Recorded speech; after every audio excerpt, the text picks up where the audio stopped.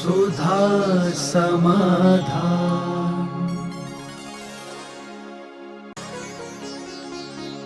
नमोस्तु गुरुदेव। वर्तमान में निजीकरण की अपेक्षा प्राइवेटीकरण में कार्य अच्छा होता है, तो मंदिर की व्यवस्था के लिए दोनों में से कौन सा कार्य करना चाहिए, क्योंकि अधिकांश मंदिरों में अभी भी निजीकरण है।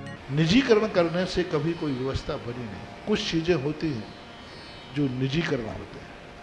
हमारे शास्त्रों में उज्ज्वल कार्तिकेय स्वामी की अनुप्रेक्षा में निजीकरण के लिए बात कही उन्होंने। कर्म के लिए, कर्म क्षेत्र में आपको निजीकरण होना चाहिए। तुम्हारा भोजन तुम्हें संतुष्टि देगा, दूसरे का नहीं। लेकिन धर्म क्षेत्र पर निजीकरण नहीं होना चाहिए।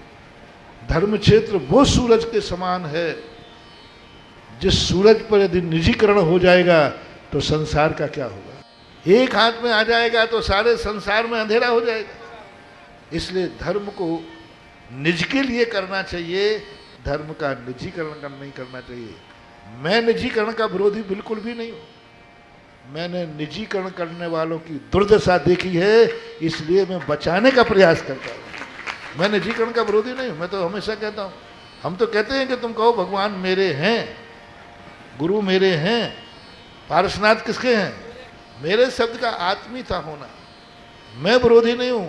जिन जिन ने निजीकरण किए हैं मंदिरों में, पूरे भारत का उठा लीजिए, रिकॉर्ड बनाइए ना। मैं जो कुछ भी करता हूं पहले औसत निकालता हूं। भारत वर्ष में जिन जिन के मंदिरों के पास निजीकरण है, जिन जिन्होंने मंदिरों पे अपने कब्जों में रखा है, उनकी तीसरी पीढ़ी के बाद उनके परिणाम देख लीजिए। शास्त्र का प्रमाण है। मंदिर का निजीकरण करने का अर्थ ये नहीं है कि हम उस मंदिर में न जाएं, दर्शन नहीं। भगवान मेरे हैं, लेकिन अधिकार, पूजा के लिए निजीकरण है, भक्ति के लिए निजीकरण है, माला के लिए निजीकरण है, लेकिन अधिकार के लिए निजीकरण। हाँ, मेरे आंगन में जो प्रकाश आया है उस पर मेरा अधिकार है कि नहीं। तो उसके जब उसके प्रकाश पर मेरा अधिकार है तो सूरज पर भी मेरा अधिकार है।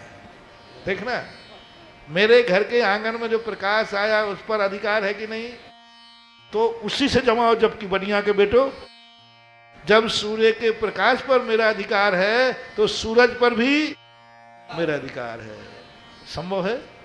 बस भगवान की पूजा का जो प्रकाश है, धर्म का जो प्रकाश है, उस पर तुम्हारा अधिकार है। भगवान और मंदिर पर निजी अधिकार नहीं होना चाहिए। और तुम तो देख रहे हो, प्रैक्टिकल करो। मैं तो हमेशा, देखो, मेरा काम सुनाना है। मैं हमेशा कहता हूं मेरी बात बिल्कुल मत मानना। क्या कह रहा हूं, लेकिन मेरी बात सुनना जरूर। क्या कहा, सुनना जरूर। और सुनने के बाद प्रैक्टिकल करना। सही निकल जाए तो एक बार थैंक्स कह देना। सही निकल जाए तो एक बार आभार कह देना कि महाराज ने जो कहा था वही सत्य निकला। मैं सब चीजों में कहता हूं, सुनो मेरी बात और उसको खोको। आप जो निजीकरण मैंने बात कही, आप खुद प्रैक्टिकल कर लो और प्रैक्टिकल देखो। दुनिया भरी पड़ी है, देख लो उसका क्या परिणाम निकला, क्या दुष्परिणाम निकला। हाथ कंगन को आरसी क्या, पढ़े लिखे को फारसी क्या, खुद देख लो। और कहीं ज्यादा नहीं मिले तो थोड़ा बहुत सेपुरी में देख लेना है। नमोस्तु गुरुदेव। मृत्यु एक अटल सत्य है, फिर भी इंसान प्रतिपल अपने भविष्य को सुरक्षित करने में ही अपना सारा समय लगाता है। ऐसा क्यों, जबकि उसका जीवन ही सुरक्षित नहीं है। मृत्यु सत्य है, लेकिन आज मृत्यु है ये तो सत्य नहीं है ना। तो आज न मर जाऊं इसके लिए प्रयास करता है। मरना तो सत्य है। पुरुषार्थ का अर्थ क्या है। मौत सत्य है, ये निश्चित है, लेकिन आज ना मर जाऊं इसके लिए प्रयास किया जाता है। मौत को तो कौन टाल पाया। टाला जाता ये है कि मरना तो है, लेकिन आज नहीं मर जाऊं क्योंकि मुझे अभी बहुत कुछ जीना है, बहुत कुछ करना है, धर्म ध्यान आदि करना है। इसलिए जो पुरुषार्थ हैं, मौत अकाल में ना आ जाए इसलिए किया जाता है। मौत तो एक दिन आती है, कितना ही प्रयास करो। नमोस्तु गुरुदेव। आवाज दान देने का क्या फल मिलता है। आज मैंने सुबह बताया था कि अपने जीवन के लिए गुरुओं के लिए कोई आवास दान देना, जिनेंद्र भगवान के लिए मंदिर बनाकर आवास दान देना, ये मुनियों को आवास दान नहीं दे रहे हो। आवास दान का फल है कि भवांतरों में तुम उसके यहाँ जन्म लोगे जिस बाप का घर स्वयं का होगा। और जो आवास दान नहीं देते वे जन्मेंगे तो सही फुटपाथ पे, किराए के मकान में, खुद का मकान नहीं होगा। वे आवास देने का पुण्य लेके जाते हैं जिनके बाप दादों का पहले से राजमहल बना मिलता है, हवेली बनी मिलती है। कैसे मिलती है? जन्मते ही हवेली में जन्म हुआ। क्यों? इसने कभी गुरुओं के लिए आवास दान दिया होगा, संतशाला। इसने कभी मंदिर बनाए होंगे, तभी आज राजमहल में जन्मा है। जन्मती राजमहल उसके नाम, वसीयत है उसकी, उत्तराधिकारी है, उस राजमहल का उत्तराधिकारी है। उसने बनाया नहीं, उसने बनाया नहीं, बाप दादों ने बनाया, लेकिन जन्मते ही उस मकान पर वसीयत का अधिकार किसका हो गया? बेटे का हो गया। तो जो मकान बनाया नहीं, कुछ नहीं किया, उसे वसीयत में मिला है, तो ये किसका फल है? ये आवास दान का फल है।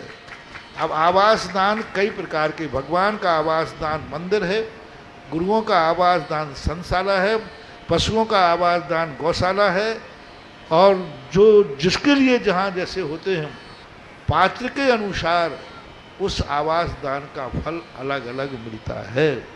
इसलिए आवास दान के संबंध में बहुत बड़ा दान होता है आवास दान, और वो भी साधु संतों के लिए जहाँ आते हैं निरंतर। तो एक तो बहुत बड़ी चीज़ होती है, पहले नियम होते थे कि मकान बनेगा तो पहले जिनेंद्र देव का मंदिर बनेगा, बाद में मकान बनेगा। पहले मकान बनेगा, बाद में पहले मेरे गुरुओं को रहने का स्थान बनेगा, ये पहले सोचते थे। प्रातःकाल मैंने इस पर बहुत अच्छे से प्रकाश डाला था।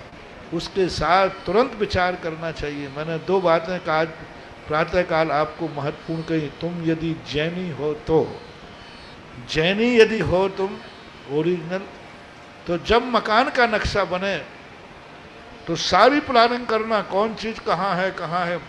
बस एक जरूर विचार आना कि मेरे गुरु महाराज यदि घर आए, पड़गान हुआ, तो वे आहार कहाँ ले बैठ के कर, कहाँ खड़े होके करेंगे।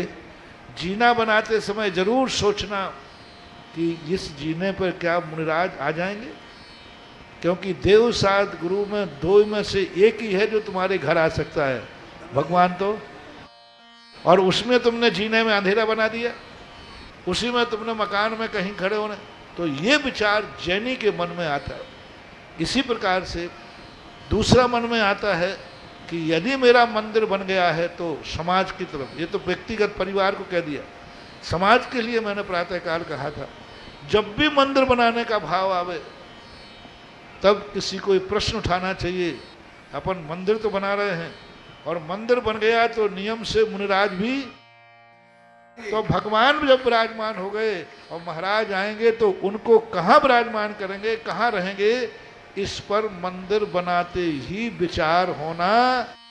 ये बहुत लेट तुमने सोचा है, वो भी तुमने नहीं सोचा, मैंने थोड़ा। नमोस्तु गुरुदेव। यदि किसी के दान देने का भाव है और वह किसी कारणवश बोली नहीं ले पाता, तो उसे पुण्य का बंध होगा या नहीं? पुण्य मिलता है, ये विचार करना चाहिए कि हम देना चाहते हैं लेकिन देने लायक नहीं है, दे नहीं पा रहे हैं, ऐसा क्यों? तो आपको ये विचार करना चाहिए, पूर्व भाव में हम देने लायक थे लेकिन हमने दिया नहीं, उसका परिणाम है कि आज हम देना चाहते हैं लेकिन देने की स्थिति नहीं है। ऐसा चिंतन करने से आज नहीं तो कल देने की समर्थ आ जाएगी, पुण्यबंध होता है। नमोस्तु गुरुदेव। आगमानुसार स्त्रियां अभिषेक नहीं कर सकती, तो हम महिलाएं ऐसा क्या पुरुषार्थ करें जिससे अभिषेक करने जितना पुण्य प्राप्त कर सकें? कि महिलाएं अभिषेक करने के लिए हमारे यहाँ 3 पुण्य हैं, कृत से, कार्य से, अनुमोदना से। तो महिलाएं अपनी पूरी ताकत लगा कर शाम दंड भेद से घर के जितने पुरुष हैं उनको अभिषेक करने की प्रेरणा दें तो उनको बराबर पुरुष से भी ज़्यादा पुण्यबंध होगा और अगली बार उन्हें पुरुष पर्याय मिलेगी अभिषेक। सबको बेटा है तो बेटे को प्रेरणा दो, जैसे बने तैसे। पति है तो पति को प्रेरणा बरगो, जैसे बने तैसे। पिता है तो पिता को प्रेरणा दो। घर के पुरुषों को महिलाएं जैसी प्रेरणा दें और ये उनसे कहो कि देखो तुम पुरुष होने के बाद अभिषेक नहीं कर रहे हो तो कल के दिन ध्यान रखना तुम हमारे स्थान पे होगे और हम तुम्हारे स्थान पे होंगे। हाँ देख लो, आज तुम पुरुष हो, अभिषेक नहीं कर रहे हो तो कर्म तुम्हें है वैसा अभिशाप देगा, कल तुम स्त्री बन जाओगे, फिर करना भी चाहोगे तो हमारे जैसा तड़पोगे कि हमारी कौन सी पर्याय है। इसलिए हे पुरुष महोदयो, यदि तुम लोगों को स्त्री बनना हो तो इनसे पूछ लो इनको कैसा लग रहा है, अभिषेक करना नहीं मिलता है।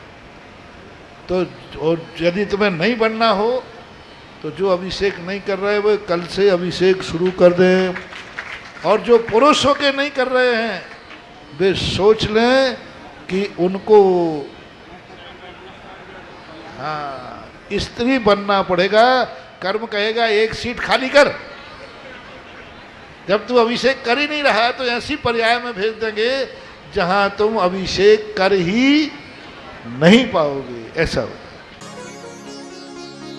नमोस्तु गुरुदेव। रावण और हनुमान दोनों ने पूरी श्रद्धा के साथ अपनी आराध्या की भक्ति की थी, जबकि पाप करके रावण नरक गया लेकिन वहां से निकलकर तीर्थंकर बनेगा। तो फिर हनुमान जी को तीर्थंकर पद न मिलकर केवल मोक्ष पद ही क्यों मिला? दोनों पद अलग अलग है। उसकी भक्ति में स्वार्थ था इसलिए उसको नरक जाना पड़ा। हनुमान की भक्ति निस्वार्थ थी इसलिए वो मोक्ष गए। रही बात तीर्थंकर प्रकृति, तीर्थंकर प्रकृति एक अलग व्यवस्था है। तीर्थंकर प्रकृति के लिए एक अलग परिणाम करना पड़ता है। जगत कल्याण की भावना, कई लोगों को आपने देखा होगा, इतने सज्जन होते हैं कि वे अपने घर में अपने आप में रहते हैं, कोई ज़्यादा राग द्वेष भाव नहीं करते। और कुछ लोग ऐसे होते हैं कि वो कहते हैं कि नहीं, हम सारे जगत की सेवा करेंगे, हम सागर जगत के दुख दूर करेंगे। तो उनको समाज के दुनिया के काम करने की रुचि होती है। तो रावण के मन में एक ऐसे परिणाम जागे कभी, या जागेंगे, अभी तीर्थंकर बना नहीं है, बनेगा, कि जगत की सेवा मैंने बहुत पाप किए, मैंने बहुत कुछ किए, इन पापों को काटने का एक ही तरीका है कि मैं सारे जगत के दुख दूर करूं। और हनुमान जी ने कहते मैंने कोई गलत किया ही नहीं है, मैं तो अपने आत्मा का कल्याण करना चाहता हूँ, दुनिया जाने दुनिया के काम जाने, इसलिए वो चले गए। नमोस्तु गुरुदेव। दूसरों के चौके में खाली हाथ जाकर मुनिराजों को आहार दान देने से कितना पुण्य मिलता है? खाली हाथ जाते खाली हाथ आएंगे, सीधी बात। अब लेके जाने में कई बार समस्या होती है। तुम पता नहीं जो क्या वस्तु ले गए वहाँ देने की व्यवस्था है कि नहीं। पहली बात तो शास्त्रों में दूसरे के चौके में जाकर देने की व्यवस्था ही नहीं है। अपना चौका लगाओ, आ जाए तो ठीक, नहीं आ जाए तो ठीक। चौका लगाओ, आ जाए तो ठीक, और नहीं आ जाए हैं तो स्वयं सागर के हार कराओ, स्वयं हार करो तो ठीक। आज देने का एक बहुत बड़ी, जिस ढंग से आप लोग देते हो, ये देने से कोई पुण्यबंध नहीं होने वाला, कुछ नहीं होने वाला। ये तो एक कमाल चौकड़ी है, ना शुद्धि है, ना कुछ है, ना कुछ है, ना देने का भाव। यही तुम्हें पता नहीं कि महाराज ने इसके पहले क्या लिया है। महाराज को ये चीज अनुकूल बनेगी कि प्रतिकूल बनेगी, कुछ मालूम नहीं होता। ऐसा दोष है। नमोस्तु गुरुदेव। क्या जमीकंदों की भांति उनके फल और बीज भी अभक्ष्य होते हैं? मूली जो होती है, मूली तो हमारे यहाँ नहीं खाते, गणंत में आती है, लेकिन मूली की शेंगर होती है ना ऊपर, वो खाते, त्यागी मिट्टी खाते, महाराजों को देते आप। उसके ऊपर के पत्ते भी, जिनका सब्जी का त्याग नहीं है, पत्तों का, वो मूली के पत्ते लेते हैं, मूली की शेंगर खाते हैं, फली जो होती है। तो क्योंकि हर चीज़ जमीन के अंदर, हर पेड़ की जमीन की जड़ जो होती है वो गणंत में आती है, लेकिन ऊपर का हिस्सा नहीं आता। इसलिए ऊपर के हिस्से को बीज आदि में निषेध नहीं है, लेकिन फिर भी इसकी जानकारी करना पड़ेगी कि बीज का नेचर क्या है। अभी हाल हमने कह दिया कि ऊपर के बीज सब खा सकते हो, तो लोग कहेंगे महाराज अफीम में भी ऊपरी का होता है। अरे तुम लोग बहुत कलाकार हो, और महाराज जी ने छूट दे दी। अफीम का जो ढोड़ा होता है ना, ढोड़ा, वो कहाँ होता है? ऊपर ही होता है। तो महाराज ने कह दिया जो ऊपर है वो सब ऐसा नहीं, थोड़ा नेचर समझना पड़ेगा।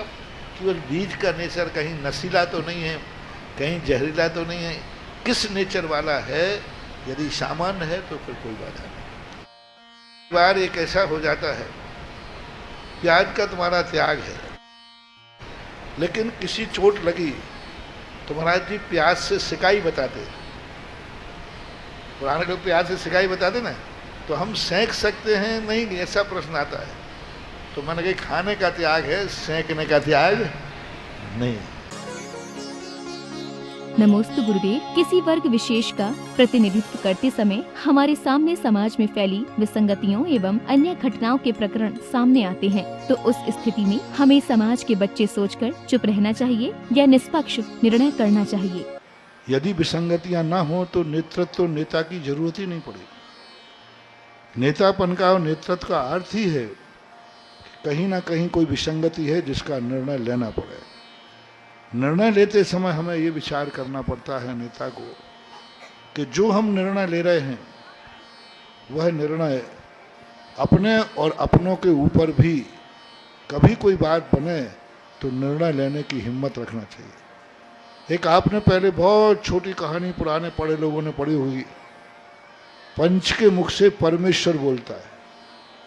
कोई एक ऐसी घटना थी, बैल आदि की कोई ऐसे है, तो वो जो है उस समय पंच के मुख से परमेश्वर बोलता है। तो उस समय हमें ये कहना चाहिए कि चाहे अपना व्यक्ति हो चाहे पराया व्यक्ति हो, जो यदि गलत किया है जिससे पूरी समाज पर प्रभाव पड़ता है, उसको बराबर निर्णय लेकर के उसको प्रति निर्णय लेना चाहिए। चाहे उंगली में गंदगी आई है, चाहे अपनी हो चाहे पराई हो, उसको काटना है तो काटना ही चाहिए। तो फिर ये जिंदगी में कुछ नहीं होगा। अब थोड़ी बहुत बुराई भलाई तो होती ही है। सुधा समाधान।